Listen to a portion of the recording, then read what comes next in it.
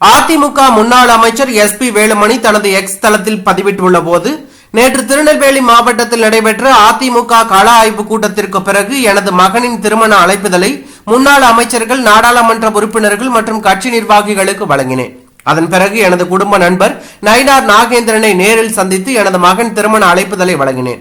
அப்பொழுது முன்னாள் அமைச்சர்கள், நாடாளுமன்ற உறுப்பினர்கள் மற்றும் அதிமுக நிர்வாகிகள் உடனிருந்தார்கள். சொந்த குடும்ப நிகழ்ச்சிக்காக குடும்ப நண்பரை சந்தித்த நிகழ்வுக்கு அரசியல் சாயம் பூசி இருப்பது வருத்தம் அளிக்கிறது.